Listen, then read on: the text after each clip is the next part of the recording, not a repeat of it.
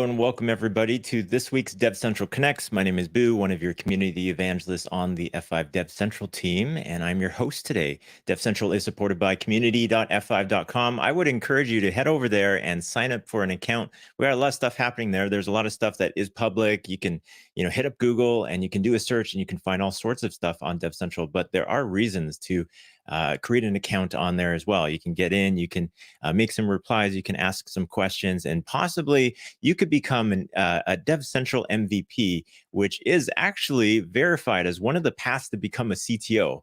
And so we'll talk about that today, but that maybe is some encouragement for you to join the DevCentral forums and participate and just hang out with the community. So I'll leave you with that for now. A couple other things that I want to mention. Hopefully you are following us on LinkedIn or on YouTube or maybe on Twitter or on Facebook right now. If you're watching us from one of those platforms, I would encourage you to hit like, hit subscribe as well. If you're on YouTube, hit the bell so that you get notifications when we go live and when we've uploaded videos as well. We've got a lot of great resources, especially on the YouTube page, with a lot of how-to type stuff, how to solve your problems, or maybe some new architectures that you might be interested in. And you might be listening to us right now. And if you aren't, I wanted to let you know that we are available on Apple, Google, and Spotify podcasts. Head over there, subscribe, leave us a 5-star review. And we'd love to chat with you on there. What I will mention is that we're going to bring on Joel Moses in a second here. Joel is the CTO of Platforms and Systems and Distinguished Engineer here at F5, and we'll be talking about how to become a CTO. Again, one of the paths is becoming a DevCentral MVP. But I would be remiss not to bring up the biggest news. This is June 6th right now. So if you're listening to this in the future, hello. It's June 6th. It's the day after Apple's WWDC event 2023. And yesterday they released, or they announced, they didn't release it yet. It'll come out soon. The Apple Vision Pro. And so I'm going to bring up something here. Now, if you were following the DevCentral YouTube channel last year, you will know that we created some VR videos last year of us walking around the show floor at the RSA event and at Black Hat. And I was at GovWare and did a little walk around with my friend Chin over in Singapore as well. So got a little meme up here for you. If you go follow my LinkedIn, which is linkedin.com/in/Boulam, I think we'll get you there. You'll see this nice little meme there, but you can spend $3,500 next year and you can watch us in VR. Or the alternative to that is just getting a Meta Quest 2 and spending $500 and watching us in VR. But nonetheless, there's a reason, there's content for you in VR from DevCentral if you would like to jump on that. So having said all that, let's bring on our guest today, Joel Moses. Joel, how you doing? Hey, Boo, how's it going? I'm very good. I'm very good. How you doing? Excellent. Yeah, $3,500 to watch you in VR. I think it's still worth it. Yeah, why not? Yeah, I would love to know if folks that are watching live right now, let's go check out the chat here. Hello to everybody. Let us know where you're watching from, and let us know if you are going to buy a $3,500 headset. And if you're going to buy that $3,500 headset and the first thing that you're going to watch is the DevCentral VR videos, that'd be amazing as well. I don't have any money to chip in for that for you for that endeavor, but I have some videos for you to check out if you do that. Joel, what's your thoughts? Are you buying one day one, or are you going to wait a bit?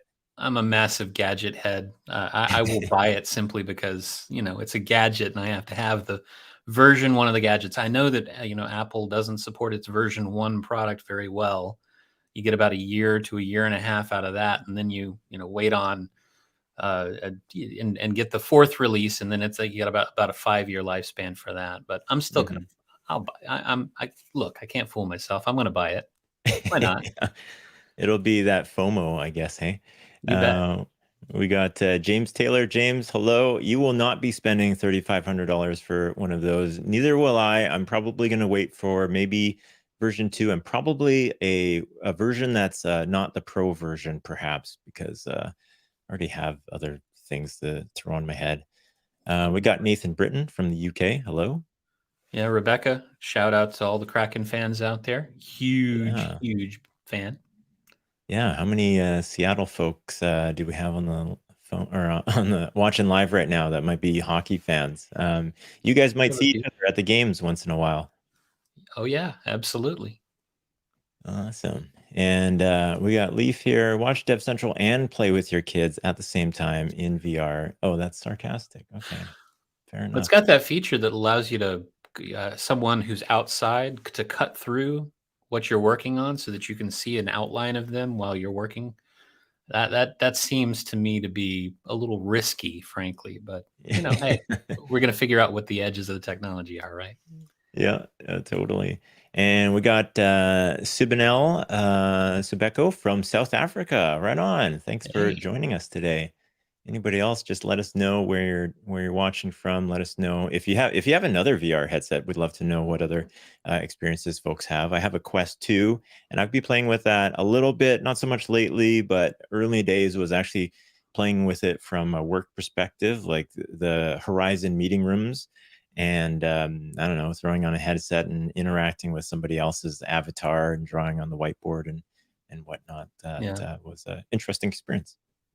And it's interesting we're talking about this topic because I was thinking about this just before we started about what's changed since DevCentral was launched. I mean, 20 years. DevCentral's been around for 20 years. Back then, F5 was still shipping some of its software releases on CD. It had just stopped shipping floppy drives for some of the firmware updates in some of the units, and how far we've come. Back when DevCentral started, we had no streaming outlets like this. We barely had functional social media at the time. And now, I lost track of how many the laundry list of things that you stream on right now. This stream's going what 6, 7 different Everywhere, networks. Wow. all of the So places. yeah, the Yeah. reach of community is just huge now. Yeah. And you know what? So, and that's great that you mentioned, because I should have mentioned this at the beginning, but we have hit 20 years at DevCentral. So a big congratulations to everybody who's been a part of DevCentral. Joel, you've been a huge part of DevCentral and an advocate of DevCentral. I would be remiss not to mention all of Jason's contributions Oh yeah. for so long that has built up DevCentral. And then, we got to mention Colin Walker, may he rest in peace. But our late Colin Walker, who is one of the original DevCentral members, as well as the first full-time employee for DevCentral, who made massive contributions to building it up to what it is. So, Oh, yeah, we're celebrating 20 years, and that's part of why you're on today, Joel. I did title this "How to Become a CTO." And as I mentioned before, we have verified that CTOs can be built through DevCentral, or at least have some sort of little contribution along the way. But would love to kind of hear from you, Joel, your path to CTO, and maybe we'll kind of start out with, what did you go to school for? Oh, wow. Okay. So I had a double major, computer science and mass communications. Oh, wow. And And I here we obviously are. exercised the computer science part. The mass communications part, I kind of had dreams of journalistic uh, nature back then. But to be perfectly honest, the main reason that I got pulled into the mass comm program in college was that's where my girlfriend was. And she definitely wasn't in the computer labs with me. So Yeah. I stuck with both programs, and it's actually served me really well. Wow. Yeah. Well, I mean, here you are. We're live streaming right now about your endeavors in computer science, and so You bet. that's amazing. So I guess that right there, we talked about it before the show, but there's lots of different paths to become a CTO. Now, along the way, what did you aspire to getting out of school? Were you trying to pursue the comp sci more, or I think when in previous chats before, you actually did some of that journalism. You bet. Actually, I started out being a television news producer. I actually Nice. produced live newscasts, and that's what I thought I was going to do. Now it was happening around the same time as the rise of that web thing that everybody was talking about. In fact, Mm. in college, I actually created the school's website just on a lark, by literally scanning in portions of the student handbook and creating web pages, just because this thing was kind of interesting to me. The Mosaic browser was just about to be launched. It hadn't quite launched when I started working on that technology. And I just found it fascinating. I thought, as a step change above some of the technologies of the time, like Gopher and what have you, it was an interesting combination of graphical and textual, and the way that things linked together was intriguing, and I could see possibilities in it. So I started working on that.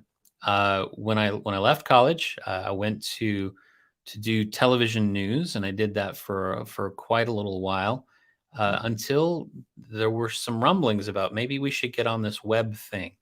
And so we actually put together a website, for television news, and in the early days, and I kind of entered the business through that. I did a Mm, lot of consulting work as well, mm, and that's where I kind of found myself at the next bend in my career, which is, I found that the television news thing wasn't paying all that well. mm, Journalism still doesn't pay all that well. So I started doing consulting work on the side, and that led to an engagement with Deloitte, where I spent 15 years. And mm, that's how I came into contact with F5 as a customer. Interesting. Yeah, interesting. So, when you were at Deloitte, and jumping on the F5 stuff, you encountered DevCentral along the way. Were you trying to solve a problem? Were you trying to just connect with other users? Well, it's interesting. So at Deloitte, I started I actually, and this is really strange. I never really held any operational responsibility for Mm, F5 gear. I was the architect. I was the one who was building the overarching architecture supporting certain applications. And I became very intrigued by the F5s because they were, number one, a full proxy, which I love to engineer around full proxies as security devices. And so I started working with F5 on getting the F5 certified as an ICSA firewall, mm, and that's where I came into contact at the first time with some of the development resources at F5. It was only a hop, skip, and jump from there to figure out the programmability possibilities. Uh, I noticed something interesting about the F5s. Anytime I was constructing an architecture, the F5s were naturally drawn to two critical places in an architecture. They were at the very edge in some architectures, or they were in the very center of some architectures. And I thought that was intriguing. It was a place where it was very strategic, right? So as a user is accessing an application, or on a network, the F5s were in strategic places, and so that led me to mm, figure out what these things could actually do. I'm because I'm first and foremost kind of a programming background guy. I love to bum instructions out of code, and I find that the same logic applies to architecture. I love to bum things out of the architecture by figuring out whether there's a component that can serve a double purpose, mm, or if there's something that can do more than its design guidelines suggest that it can do. And because of its inherent programmability, the F5s were a great place to do that. So naturally, my first interaction with the DevCentral community was through iRules. I mean mm, that's where in the initial days, all the iRule documentation was pretty much hosted on DevCentral, and communities of people started to do some interesting things there. And I read the forums and saw what people were stretching to do, and I wanted to try to pitch in. mm. Um, it's interesting, the way that I kind of started to pitch in, though, was very much led by my F5 uh, sales engineer at the time. Okay, Um, who is that?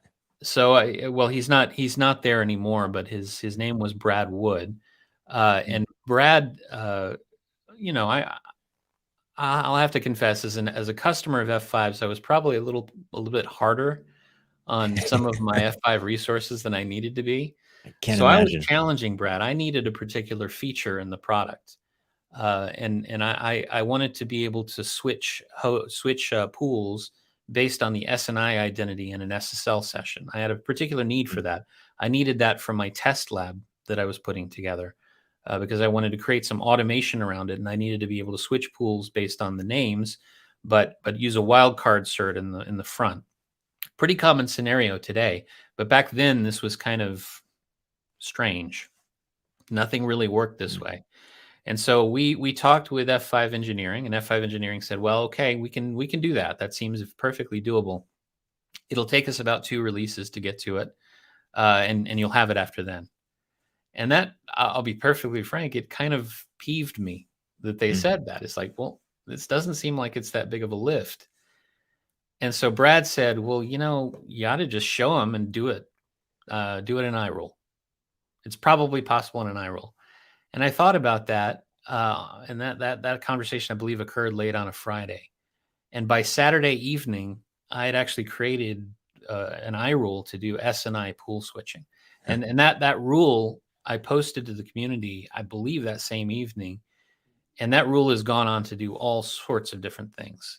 That logic for decoding TLS transactions has gone on to do tons of things for people in the community. But literally, it was me trying to stick it to F5 Engineering. So I sent it to the head of engineering and said, "Really? Is it going to take you 2 releases? Come on now." And it came out in the next release. That's kind of how I got known by F5 as part of the F5 DevCentral community. And that kind of began this journey.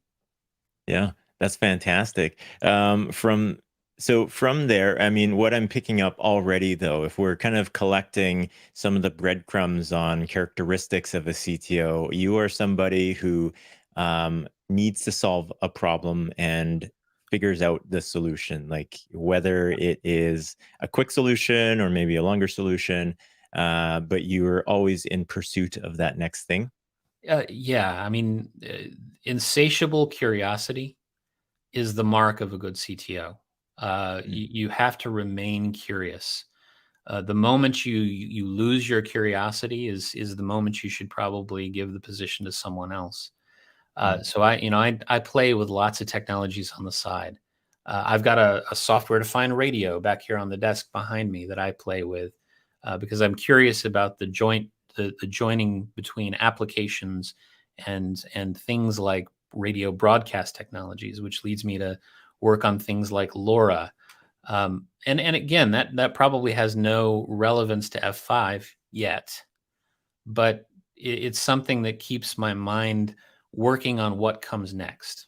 So insatiable curiosity is definitely the key, and the DevCentral community is great for that. I can't tell you how many times I've delved into the forums and there's somebody doing something completely gonzo.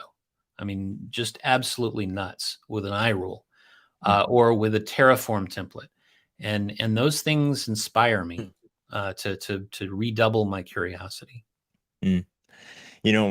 I'm giving this away now because I am no longer in the position for this. But when I was a sales engineer and I would be helping out with interviews for my boss for new up and coming or sales engineers that want to join, one of the questions that I would ask them is, "What does your home lab look like?"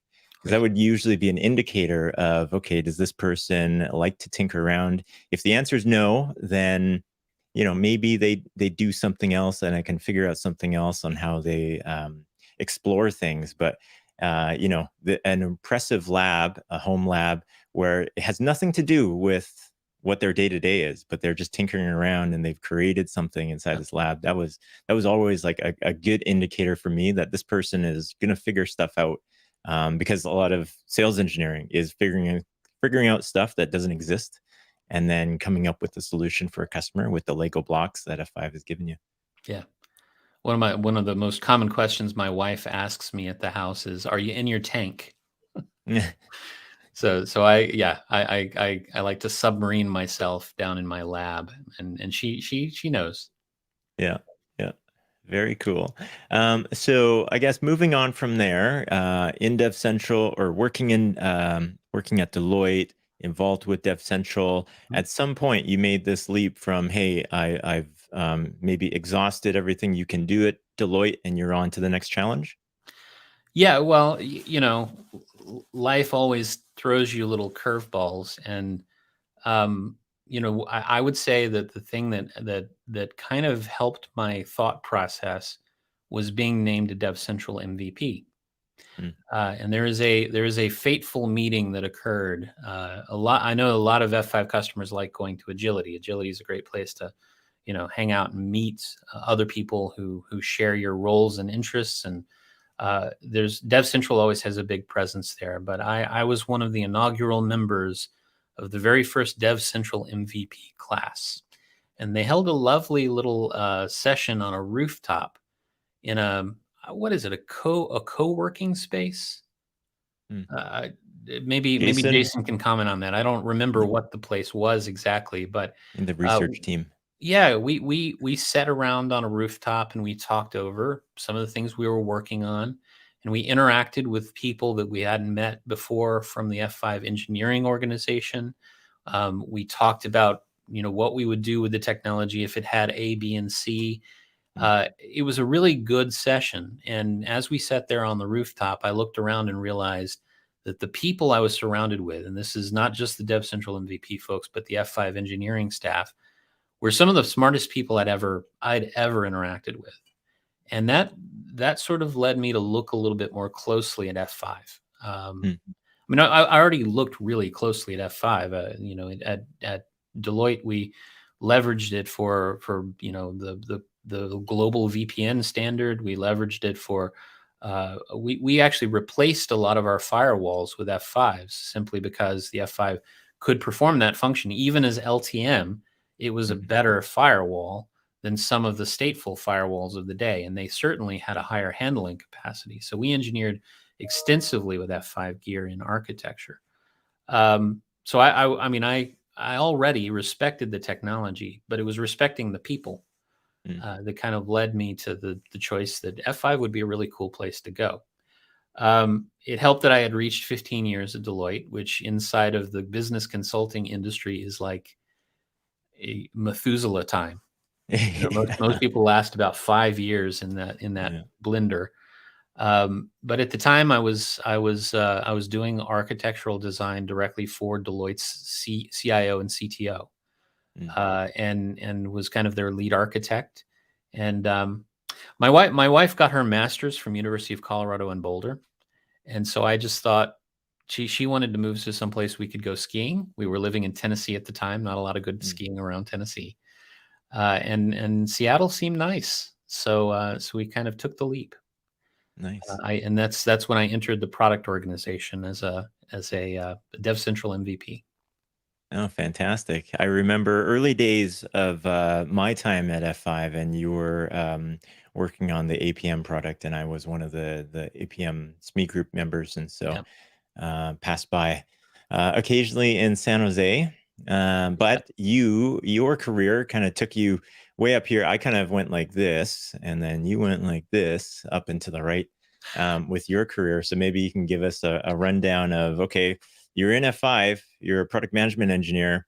How does a product management engineer get to become the CTO?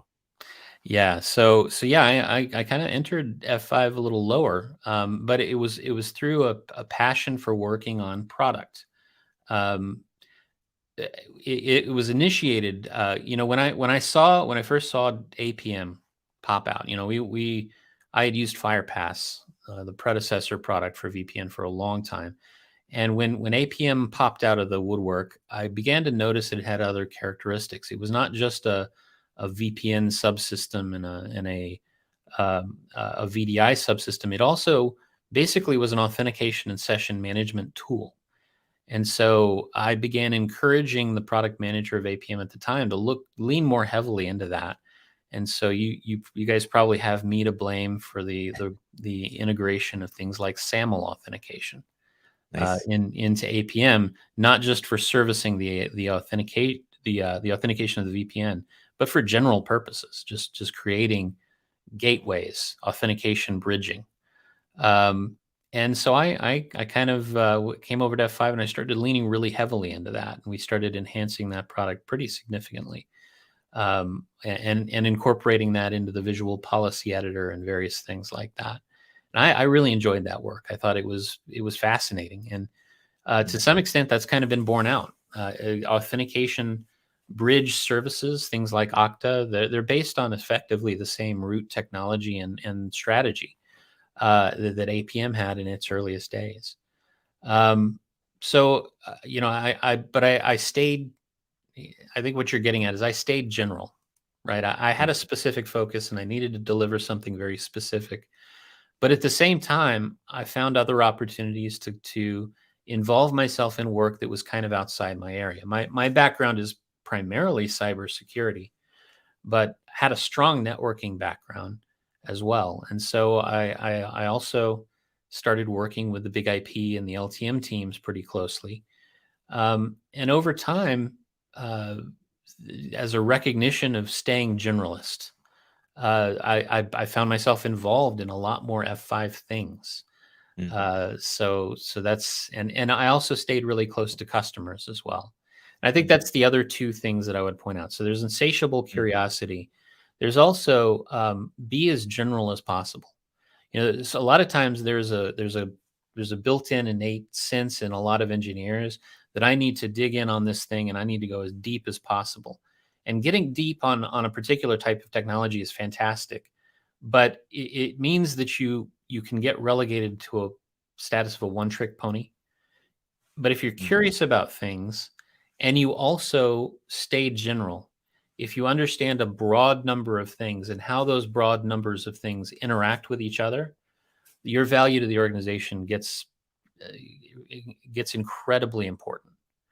And I would also say the third thing is that you know you can't predict where your career is going to go, and if you're staying general and you're digging into certain things, but you want to know about other things that associate with it, always learn. Create time to learn. And that's what I did. I would sometimes go to the boot camps that the sales engineers would go to, Mm-hmm. so that I could familiarize myself with the new products that were coming out. And I didn't have to do that. I could narrow myself as a product manager into my little focus area, but I also wanted to know about what everybody else was working on, not only what they were working on, but I wanted to know how it worked. And so that's what I tried to do. Fantastic. Question from the crowd here, actually. Are you okay for a few minutes, Joel? I know we're Oh yeah, a little bit over absolutely. here. Let's go. Uh, Jason's got a question. How do you stay general enough to keep the big picture, but deep enough to bring value? Oh, that's tricky. That's tricky. So, we actually have a body inside of F5 called the Technology Awards of Distinction, and through that, I'm a distinguished engineer. We have people who are incredibly deep on a single topic, and you can still provide value in that sense. We have some of the foremost experts in TLS on the planet. We have people who know TCP and TCP queuing. The one of the jokes that I like to use is that Saxon Amdahl can compute TCP checksums in his head, which I still believe I've seen him do. I'll go to my grave believing that he can do that. He's one of those people who is incredibly deep. He's a technical fellow. He's actually one step above distinguished engineer. But his commitment to being as deep as possible on that technology brings incredible value. If you're going to be a generalist, though, and a generalist is an important function, um, look for integrations. Look for ways that you can create an understanding of how technology A links to technology B, links to technology C. Um, if you understand the linkages, then you'll understand those technologies at a deeper level than you expect. That's what I would advise. Yeah, very good. Yeah, Leaf got it right. Generalists do survive evolution. That is absolutely true. Um, it's it's Darwinian, I suppose, but it's true. The organism that is the most general will usually survive over the ones that are the most specific to their environment, and that's true. And I think a CTO, a good CTO, has the ability to work deeply, but retains the ability. They get there by being more broad, by being a generalist. Mm. Fantastic. And so through your curiosity and through partnering and seeing broad areas of the company, eventually you got into the office of the CTO. It was only inevitable, and became one of the CTOs. Yeah, it's ironic. My path even there is a little non-traditional. Mm, Usually, you don't start in the product management organization and get to product engineering. The path usually works reverse from that. You start with an engineer who's mm, interested in how the business of the product works, and they transition to product management. I kind of did it in reverse. But I had a strong partner in a gentleman named Dave Schmidt, who from the early days of the organization was the chief architect. Let me put into context what his function was and what he did for the company. If any of you out there used Big IP version 4 and the transition to version 9 happened, which was a sea change in the way that it performed and worked, and how everything was integrated into Big IP, that's Dave. And a lot of the transition the company made from the early days to the more modern Big IP was entirely driven by Dave. And Dave and I got a really strong working relationship. And he brought me on board as kind of one of the first members of the office of the CTO back mm, then. And his role, the CTO, the domain CTO for systems and platforms, that's the one I hold today. He spent 25 years in that role. I mean, that's an eternity, mm. Wow. you know. And that's the shoes that I've stepped into. So Wow. I love it. I love coming to work every day here. I work with the smartest people I've ever worked with in my career, and that is no fooling. Well, I can say the same. Knowing you, Joel, knowing folks like Jason Rom as well, and many other folks. Many of the other folks that are actually former DevCentral MVPs who've become DevCentral folks. Aaron Hooley, Oh yeah. Kevin. Why am I dropping on Kevin's name here? Kevin, our SSLO guy. Oh, Kevin Stewart. Kevin Stewart, some of the Yeah. smartest people I know have come through DevCentral. So amazing to see what 20 years has produced as a benefit to the community, but as a huge benefit to F5. Oh, absolutely. I look forward to the next 20 years. I mean, Absolutely. we've got so much going on right now at F5, from distributed cloud, and the acquisition of Nginx, and we've got fun stuff coming in the future. I mean, really fun stuff. And the DevCentral community and the MVP community within it, they're going to be driving how everything comes together. I mean, let's not fool ourselves. F5 can produce pretty good products, but the products become great only through people who use them in the community. And that is DevCentral to a T. So I'm really looking forward to the next 20 years. Awesome. Very cool. Joel, well, I thank you for coming on. I am going to mention that over on community.f5.com, I've created a show thread. There is a link to your LinkedIn on there, and we're just trying to find your DevCentral account, and we'll get you tagged on there as well, so Sure. people will be able to locate you on there. You can find Joel either through there or through LinkedIn, but at the very least, visit community.f5.com, hit up the DevCentral Connects group, and then you'll find the show thread with all that information.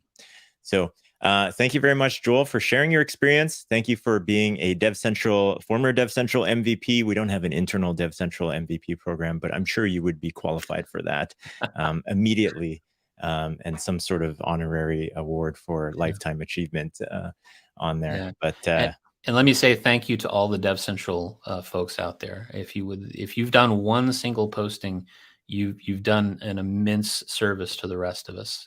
That the community is incredibly valuable, for not only for F5, as I get to reference what you guys are doing through the community, but also for other people, for the industry, and it's a wonderful thing to see. absolutely. All right. Thanks a lot, Joel. I'm going to bring you backstage, and I have a couple closing comments, but I'll see you in a sec. All right, thanks, Boo. Thanks. Alrighty. Amazing to talk to Joel. And I will also mention that the DevCentral MVPs, they actually, one of the benefits of it is that they get quarterly briefings with folks like Joel. So if you like talking to CTOs, you like talking to product managers, you like talking to the people that influence the product, they're looking to talk to you. They're looking to talk to the MVPs especially. And so if you become an MVP, and the way that you become an MVP is by participating in the community, helping out, showing some expertise.